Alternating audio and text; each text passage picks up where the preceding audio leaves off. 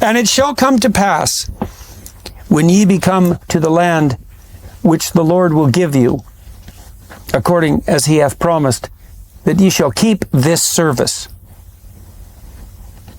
So this is something you're doing for your fellow man, and God in service. And it shall, so that's a feast in service of the Lord in the wilderness. And okay. And it shall come to pass, when your children shall say unto you, what mean you by this service? That you shall say, it is the sacrifice of the Lord's Passover, who passed over the houses of the children of Israel in Egypt. So that's what's being celebrated, is the fact that Israel is now permanently spared in some sense, if they follow God's dictates, from the destroying spirit who demolishes the tyranny. That's the part of the covenant idea. It is the sacrifice of the Lord's Passover, who passed over the houses of the children of Israel in Egypt, when he smote the Egyptians and delivered our houses. And the people bowed their head and worshipped. So they're humble in response to this salvation from the spirit of tyranny and the consequences of the spirit of tyranny. And the children of Israel went away and did as the Lord had commanded Moses and Aaron. So did they. And it came to pass that at midnight the Lord smote all the firstborn in the land of Egypt, from the firstborn of Pharaoh that sat on his throne unto the firstborn of the captive that was in the dungeon, and all the firstborn of cattle. There's another emphasis there, I would say, too, on the distribution of the tyrannical spirit, right? Is that, and this just seems to me to be so accurate, because again, we touched on this before, that in a totalitarian state, it's not top down. So it's not just the Pharaoh. It's that if the totalitarian spirit is pride and deceit, and envy, something like that, it's distributed to the degree that the society is totalitarian. Everyone is participating in it all the time.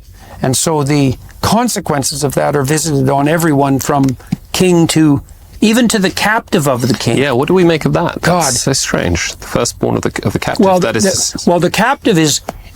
There's no one in a society who's less part of a society, but still part of a society, than someone who's in the jail. You're still complicit, even if you've been treated designated as an enemy of society. Yeah, and that is certainly. Well, you're under the laws of the society. You're under the laws, right. Well, that was Solzhenitsyn's commentary on the gulags. You know, he said he regarded himself as complicit, even though he was a victim.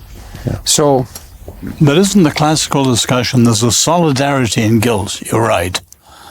Everyone, but there's also people under a bad regime, carpet in the neck, in the way we don't living, say, in a democracy, and both are right. But I think even in the text, so I think just like we saw when you talked about the Pharaoh and the woman behind the mill, I think that this is also an attempt to make us understand that this is a tremendous, terrible thing. And we are also meant to have compassion for the Egyptians to a certain extent, because the captive in the jail, so this is terrible. This is a terrible, it's the end of the world. In the end of the world, everybody pays. And so there is a remnant which is taken out of this end, but we are not meant to just celebrate the terror that is, like you were saying about we're not meant to just celebrate the terror that is brought upon the Egyptians either. Because it's the end of anti-creation. It's got to be comprehensive. It's got to be total. Thank you. That'll be my new gesture. Everybody will know what I mean now. And the Pharaoh rose up in the night, he and all his servants and all the Egyptians. And there was a great cry in Egypt, for there was not a house where there was not one dead. So here's what's amazing to me about this story, is that in in contemporary story terms, this is exactly the wrong way that you would tell a story. All the information is given first, right? All the twists and turns. Then you're told that you're going to celebrate it. Then you're told how it'll go through the future. Then you're told what's going to happen. Then you're told all the ramifications. And then finally it says what happens. And so the telling of this is speaking to, it's not at a narrative, cognitive level. It's literally establishing a story, talking straight to procedural memory. Yeah, and it's also traditional storytelling is more to do with this procedural memory and this remembering. So think of the Iliad. We always think we read the Iliad. No, people read the Iliad as a ritual event. They all knew it by heart. Heard it. They knew so the manner in which it's told is rather this anticipation. It's like we know what's going to happen. So it's actually a work of anticipation towards the story rather than constant surprise that we have now. Yeah, and it's saying, here's a story, make sure you encode it. Yeah. This is what the story is about. Well, right? children do that in some sense. They want to do that with many of the stories they're told. Like fairy tales are meant for that. They want to hear it over and over. You say it and they're like waiting. When are you going to say the same thing again? Yeah, right. When are you going to say, like, that when the wolf knocks at the door and so says... what is the reason? I'm fascinated that kids want to do it over and over. Why? Well, I think partly because they haven't fully understood it. But partly because so when I watched my son, he watched Pinocchio, especially the scene with the fire-breathing whale, which is basically a dragon, which is the climax scene of the entire movie. He probably watched that 50 times. I was thinking, what's up with you, kid? 50 times? It's a really complicated idea to rescue your father from the belly of the dragon. It's like, it took him a long time to get that. And I don't know, it's something like the translation from the purely representational down into the procedural. I think there's a reassurance in it too, is right. Well, I used to tell my kids when I took them to a scary movie, which was, watch the hero. That's how you become not scared. This is scary. Just watch the hero. And then you show them the movie again. They're still scared, but the hero wins. And you show them the movie again. They're still scared, but the hero wins. And so especially if it's scary, they need to see it repeated and repeated and repeated and repeated and repeated to see that there's always triumph over catastrophe and evil. That's a real relief to them. I want to emphasize something that is different from that and from the repetition, which is we don't start Hansel and Gretel by saying, we're going to have a story that's going to be a woman who's going to eat these kids. That's how that's going to end. Here's how we're going to celebrate it. Here's how you should discuss it. Here's what it's going to feel like. But this is more like Rocky Horror Picture Show. Or like the manner in which people who love Star Wars dress up and then will go see Star Wars again and again and again. But again, Star Wars doesn't say at the beginning, here's everything that's going to happen. Right. So it's very interesting. This is ritualistic. This is speaking straight into procedural memory. It's saying encode this. It's establishing a mythology before the story even exists and proclaiming it. So do you have some sense of why that's happening at a narrative level, or do you think it has to do with something different about how stories were used 3,000 years ago? This is particularly unique because that's the basis for how you if you want to establish a tradition with ritual, you lead with procedural memory. You're encoding it. It's not just like a thrilling story, right? And then you have fans who will want to see it and return to it. It doesn't work if you say to Star Wars, oh, by the way, right, Darth Vader is Luke Skywalker's father. Wait till you get there. Here's how we're going to celebrate it. There's going to be bar mitzvahs about this, right? It's like you don't establish all the structures of how a story is going to exist in society, and then you sit there while it's laid out before you. There's no element of suspense because it's not about suspense. It's not about holding your attention. It's not about holding your attention in the moment. It's about encoding the attention through your culture.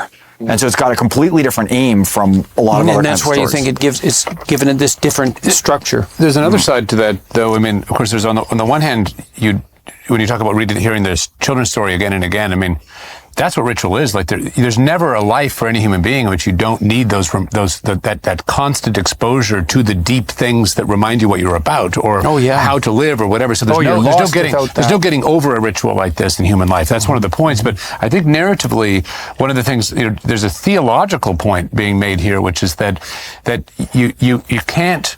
The Israelites, the departure or the liberation from the Egyptians, like they have to commend themselves to God. It's not like, oh, free us and then we'll trust you. It's like, no, there's a fundamental casting of the people in faith. You might say in the goodness beyond themselves that they believe in, and it's not like you get it and then you're like, oh, okay, fine. Now, of course, there've been the miracles and the so on and so forth in the book in the story up until now, but there's a profound sense here that what is going on with the Israelites is the contrast to Pharaoh, right? Like under no terms will you go, and the Israelites have to say, we will go under any terms. And we don't get the proof first. We have to cast ourselves on the principle in which we are putting our life before we go. If you're going to fight against tyranny, in some real sense, you have to fight against the tyranny before the tyranny disappears.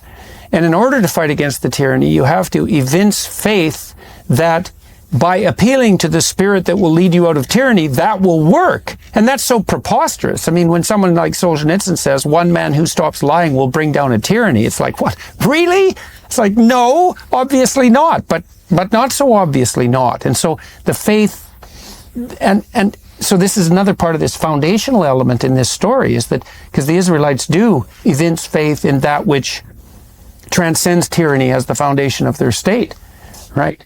Well, faith in God. I mean, I think this is the first time we see them as a collective, as a nation. It's that striking verse in 27, just at the end of 27, and the people bowed the head, right, and worshipped. Right. To this, that's right. They're right. They're collectively pronouncing their allegiance to the spirit that's fighting against the tyranny of the Egyptian state. That's right. And then just one verse later, and it came to pass. So it immediately precedes the sequence of events at midnight. But it happened. This is very important that this first ritual happens in Egypt. I mean, they believe that God will liberate them, but they haven't been liberated yet, and so you might say that the very condition of the liberation been brought low yet. Yeah, exactly. It's a precondition. Yeah. So that's that faith as a precondition for liberation. Well, I think that has to be true, because otherwise, why would anyone ever fight against a tyranny? So that's extremely interesting. And it came to pass that at midnight the Lord smote all the firstborn in the land of Egypt, from the firstborn of Pharaoh that sat on his throne to the firstborn of the captive that was in the dungeon, and all the firstborn of cattle. And Pharaoh rose up in the night, he and all his servants and all the Egyptians, and there was a great cry in Egypt, for there was not a house where there was not one dead.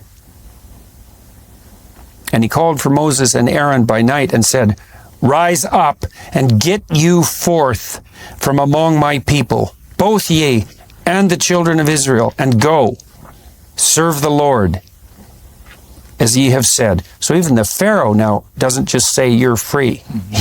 He says, you're no longer under the auspices of tyranny, but it's incumbent upon you to go serve the Lord. It's ambiguous, that, though. I mean, is he, as it were, conceding to the sovereignty of the Lord, or is it a kind of mocking, serve the Lord as ye have said? Well, I think he's at least conceding that the Israelites should do that. Right, as you would do it. It's not yet a recognition of God's sovereignty. Well, if you took his character seriously, you'd probably use that interpretation. He's at least willing to admit that the Israelites should do this, for sure. Yeah, because he doesn't go out into the desert with them.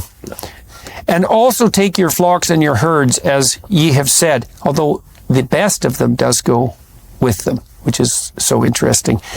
Also take your flocks and your herds, as you have said, and be gone, and bless me also. Well, there's some humility there. And the Egyptians were urgent upon the people that they might send them out of the land in haste, for they said, we all be dead men. And the people took their dough before it was leavened, their kneading troughs, being bound up in their clothes upon their shoulders. And the children of Israel did according to the word of Moses. And they borrowed of the Egyptians jewels of silver and jewels of gold and raiment. And the Lord gave the people favor in the sight of the Egyptians. Well, that answers that question. So they lent unto them such things as they required. So the Hebrews aren't stealing this at this point. Given. They're being given. Yeah. And I think it's symbolic of their transition from slaves to the new masters. To free people. Yeah. Yeah. And they spoiled the Egyptians. And the children of Israel journeyed from Ramses to Sukkoth, about 600,000 on foot that were men, beside children. This is one of the hardest things I encountered in writing my commentary, because I believe it's God's word, and I also believe that reason has to be used. So I call it the rational Bible. It's the Torah itself does not sustain the notion that there were 2 million people. it's the tradition among believers, and certainly Jews always say millions. Just to give one example, God says that the 7 nations in Canaan are all larger than the Israelites. So that would mean 14 million people in Canaan. It is inconceivable. Now, God can do anything, and any miracle is possible, but I don't think the Torah meant that. So I never had a satisfactory answer, and I write that. I don't have a satisfactory answer. Doesn't negate my belief in the divine authorship or anything else, but I won't make up an answer if I don't have one. There is an answer that has satisfied me that I came across in doing Numbers, the 4th of the 5 books, which I'm working on now. And in a nutshell, and if you want more, I'll bring in the writing. It is probable that this is an exaggeration by 10 times. So you think it's a metaphorical? There's no question in my mind. That we use numbers with precision. Numbers in the Torah, look, it's very unlikely that it's coincidental. 40 days of flood. 40 nights on Sinai, twice, 40 years in the desert. It means a divinely important period of time. It doesn't mean the number after 39. So they found Middle Eastern evidence of 10 times the amounts that were really there to intimidate foes and to encourage the people. Look at how numerous. I mean, will we be as numerous as the stars in the sky? There were trillions of stars in the sky. Was it meant literally? So I think that's important because I want to sustain reason and faith. We can certainly perfectly be willing and should be willing to note that in all our books of fiction and representation, we use metaphor, poetry, and image to make points, and that doesn't mean that it's not true. Right, it just doesn't means mean that it's not, right. No, that's a whole. It's we need true. to understand true it is properly. complicated. I think we're invited to see it as a kind of as typological, really, as kind of anticipating. Well, first, it's a crazily high number. Right. That's the point. And so maybe it's saying that it has to do with how would he speak? It says he spoke to the whole congregation of Israel. Yeah. He spoke to 2 million people. You can't do that with microphones. No, right? Yeah, but so it could be. What's it a sign of? The Egyptians prospered in Egypt. They multiplied over the 400 years that they were in bondage. I don't know. It's a rhetorical. Well, I think there's 600 chariots, aren't there? Doesn't Pharaoh have 600 chariots later on? Mm-hmm. So I think we're invited to draw a counterpoint between the two. This sort of numbers have a much more magic nature. It also has to do with 6. I think that because it's a new creation and it's at least a multiple of 6, that it's trying to help us understand that it is related to a kind of a new man or a new creation of man. May well be. Yeah, well, numbers, we don't understand how magic numbers were to people who weren't literate. They're still magic, but they're really magic to people who aren't literate, just like words are, especially written words. And the children of Israel journeyed from Ramses to Sukkoth, about 600,000 on foot, that were men, beside children, and a mixed multitude went up also with them, and flocks and herds, even very much cattle. And they baked unleavened cakes of the dough which they brought forth out of Egypt, for it was not leavened, because they were thrust out of Egypt, right, because we're in a hurry, and could not tarry, neither had they prepared for themselves any victual. So that's interesting too. There's another act of faith, right? It's like they've got some treasure and that's great, but they don't have a lot to eat and they're going out into a desert. And one of the things we want to note here, I think that's really important is that, because I've thought about this for so long, is why do people, and so core to Exodus, why do people cling to their tyrannical catastrophe, even the one they impose on themselves? And the answer is, because it's out of the tyranny into the desert. And it isn't clear that the desert is better. Certainly it could be worse, because you can live in a tyranny and you can die in the desert. Not that you can't die in a tyranny, but you have to be, and maybe to flee from a tyranny, you have to be ready to flee at a moment's notice, and you have to be willing to follow immediately what calls you out of the tyranny. And so, you know, the famous rabbi's remark, took the Lord one day to get Israel out of Egypt and 40 years and counting to get Egypt out of Israel. And that, the second part was harder. Exactly. And that's why it's, again, 40. The desert isn't very big, geographically speaking, and you think, well, what's going on with these Israelites? 40 years to get across that desert? That's a long time. But it's another use of numbers in the same way, I would say, is that the point is it's 3 generations. It's a long time. And so don't be underestimating the dryness or the length of the post-tyranny desert, especially if you lose faith and orientation when you're in the desert, which is a high probability event. And I've always thought about the Jewish emphasis on education is like it's the one thing you can take with you as you're driven from place to place. And a violin. That's right. Well, and a book. Right, or a scroll. Right. And there's a lot. Your comment reminded me. You'll enjoy this. So this is not meant as a joke, by the way, but it is funny nevertheless. The rabbis asked, "So what has God been doing since creation?" It's a very fair question, and their answer is bringing couples together, which shows you how hard it is.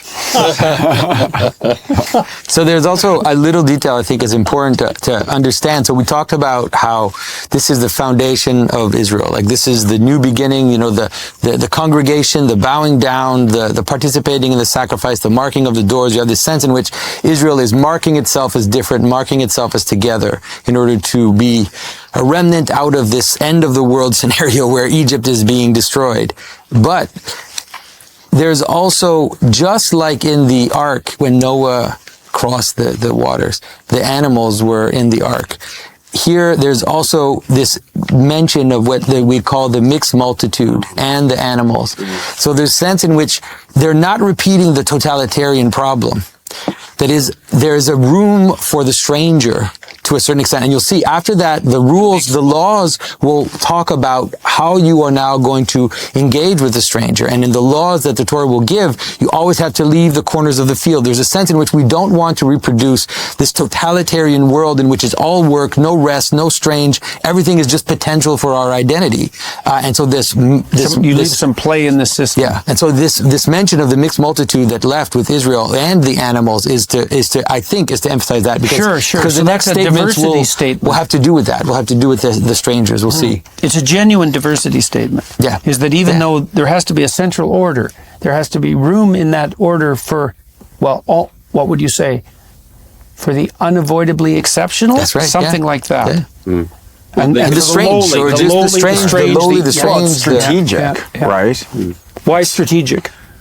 Well, because different ideas and people, it's strategic in, it's the opposite of incest, right? So from a genetic perspective, from the notion of new ideas and thoughts, I mean, that's one of the a classic right. So it's a much better order to have that.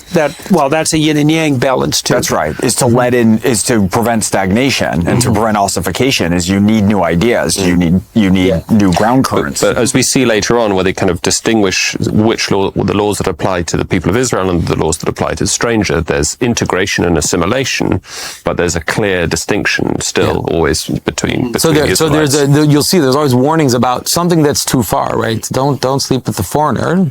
Like that's too far because they'll bring their foreign gods in. And it's like, and also, I mean, obviously don't sleep with your sister because it's like, that's way too close. Like you have to find that powerful, optimized difference where you're able to integrate, but also keep your identity at the same time. And there'll be some strangers that aren't allowed that aren't admitted at all, like the Amalekites later on. They're just, complete ban on that. Yeah. Selective assimilation. The word stranger, by the way, is literally resident non-Jew. That's what stranger is. The Hebrew is ger, and ger means to reside. So it is the person who resides. That's why it says stranger and citizen. So that's the contradistinction. So it's not just anybody. It's very specific to the non-Jew who lives among you. Yeah. So just for whatever that's worth. Yeah, because it's not your enemy, because your enemy is also the stranger and he wants to attack you. Now you have someone among you, but that doesn't participate completely in your identity. Right. No, St. Augustine has the word resident alien. Yes, that's right. And I have that on my green card. Resident alien. Yeah, exactly. Yeah, resident alien. Right, so that's a specific kind of category. Now, the sojourning of the children of Israel who dwelt in Egypt was 430 years. That's the length of slavery, I suppose. And it came to pass at the end of the 430 years, even the selfsame day it came to pass, that all the hosts of the Lord went out from the land of Egypt. It is a night to be much observed unto the Lord for bringing them out of the land of Egypt. This is that night of the Lord to be observed of all the children of Israel in their generations. That's the worship of the Spirit that brought them out of tyranny. And that's a fundamental definition of whatever God is. And the Lord said unto Moses and Aaron, This is the ordinance of the Passover. There shall no stranger eat thereof. But every man's servant that is bought for money, when thou hast circumcised him, then he shall eat thereof. So now he's participating in that, in that community. So all these rules are about this inside-outside relationship. How do you manage this resident alien who's not one of you? How much does he participate? How much can't he participate? Right. He can't eat of the Passover, but here's how you're going to deal with so them. that's an attempt to clarify the borders, the conceptual borders. Mostly the conceptual borders, but that would also be relevant to what constitutes the borders, period, because that's partly also how you define what constitutes Well, no, they can be within the geographic borders, but there still have to be conceptual borders between circumcised and uncircumcised. Well, the border is so important because that's the fundamental dispute between conservatives and liberals, fundamentally, is how porous the border should be. And the reason that's a fundamental dispute is because we never have an answer to that. Well, sometimes the border should be really thick and solid so nothing gets in because everything's too dangerous, and sometimes it should be completely porous because you need new ideas because you're so tyrannical, and that varies always. And so part of the reason that the logos between conservatives and liberals is so important is that we're constantly adjudicating the porosity of the borders as a consequence of that dialogue, and you can never come up with a fixed answer. Right. What are the borders around gender? Right. It's everything is this negotiation. No, I think part of the American stalemate is they don't discuss the key issue, which is citizenship. Well, that's a border issue, and Trump was able to make much of that for that reason. But the conservatives don't talk about citizenship. They talk about walls.